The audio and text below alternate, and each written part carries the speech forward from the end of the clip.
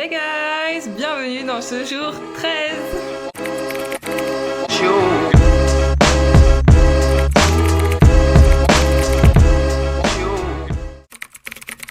Pour ceux qui me suivent depuis déjà un bon moment, depuis le début je dirais, j'ai créé mon compte Insta Dream Big et ma chaîne YouTube Dream Big il y a un tout petit peu plus d'un an. Et l'idée c'était vraiment de pouvoir aider un maximum de gens à réaliser leurs rêves. J'ai noté plusieurs choses pour pouvoir réaliser leurs rêves. De 1, c'était d'avoir un bon mindset. De 2, c'était d'avoir des finances. Parce que beaucoup de projets que l'on souhaite faire, il y a des finances, de l'argent qui est mis en jeu. Je pensais pouvoir aider les personnes sur ces deux plans, sauf que je me suis rendu compte au bout de plusieurs mois que j'avais pas assez d'expertise au niveau des finances. J'avais mes propres expériences, mes propres connaissances, mais j'avais encore jamais vraiment testé la chose. C'est pour ça que j'ai beaucoup plus continué au niveau du mindset, quelque chose qui vraiment m'anime, me passionne et sur lequel je pourrais parler pendant des jours et des heures. Dream Big, c'est vraiment un projet qui me parle. Vraiment, j'ai envie d'y mettre tout mon temps, toute mon énergie, sauf que malheureusement, aujourd'hui, c'est pas un projet qui me rémunère. Je propose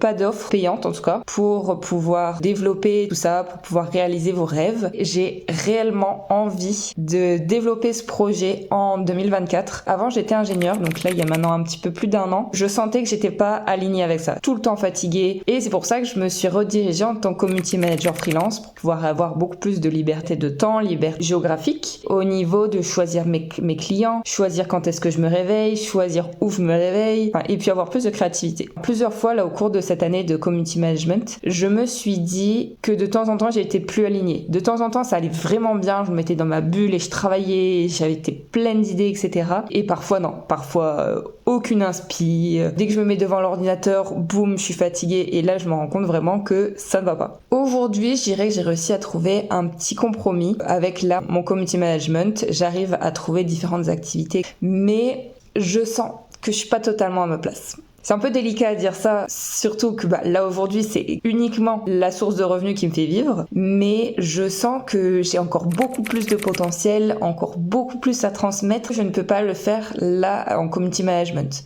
C'est pas ma zone de génie. Ok, avec un an d'expérience, j'ai pu tester, comparer, apprendre, alors que j'aurais tellement plus d'impact, j'apporterais tellement plus un peu ma pierre à l'édifice, ma bonne chose au monde grâce à Dream Big, et ce serait tellement valorisant pour moi de me dire qu'il y a des gens qui réaliseraient leurs rêves grâce à moi, ou même se sentiraient mieux grâce à moi, et même s'il y a qu'une personne ou deux personnes, je me dirais mais waouh, j'ai réussi ma vie.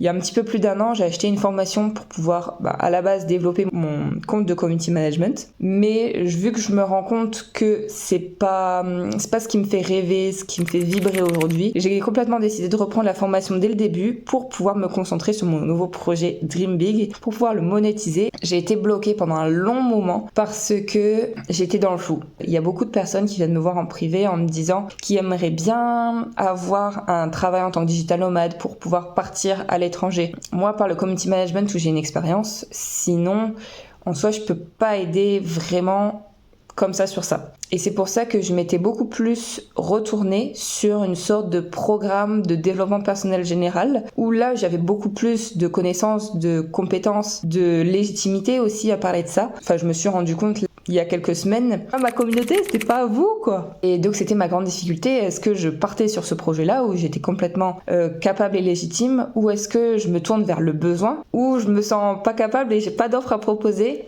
Et c'est en discutant avec mon ami qui est aussi data analyst, Valentin, on a brainstormé ensemble et il m'a dit que en fait il fallait que je me dirige vers ce besoin et que je propose des offres. J'ai décidé aujourd'hui de reprendre ma formation qui comprend plein de PDF sur définir son client idéal, aller à la rencontre de son client idéal, définir sa promesse, définir son offre, définir ses tarifs, etc. Donc ça m'aide en plus au niveau du community management pour aider mes clients. Je vais faire au moins un PDF, celui pour déterminer les offres, et à partir de là je pense que tout va pouvoir rouler. Une fois que j'aurai mon offre, je saurai exactement sur quel sujet parler dans les réels, dans les stories, donc sur Instagram mais aussi sur YouTube, dans mon podcast, et j'ai tellement hâte de pouvoir vous présenter tout ça et de voir votre réaction, etc. Dites-moi dans les commentaires et je pense que je ferai aussi un questionnaire pour pouvoir voir vos attentes. Est-ce que c'est quelque chose qui pourrait vous intéresser? Est-ce que vous serez prêt à payer pour ça?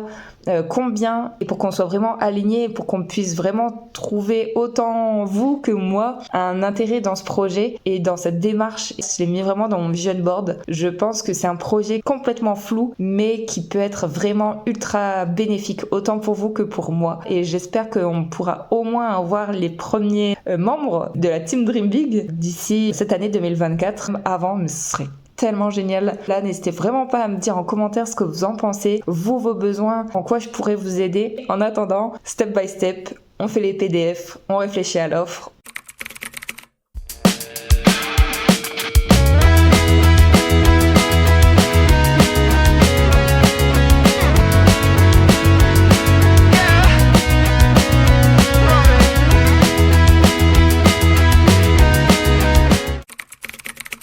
Et voilà, j'ai terminé mon PDF. J'ai donc déterminé mes offres. Je sais un petit peu plus où je vais, donc ça c'est vraiment bien. Par contre, je vais avoir des petits challenges pour pouvoir atteindre plus d'expertise encore. Donc je pense que je vais me servir de mon réseau, des clients par exemple avec qui j'ai travaillé ou des personnes que j'ai rencontrées pour pouvoir apporter encore plus d'expertise et pour pouvoir encore plus aider les personnes qui seraient intéressées par ce projet.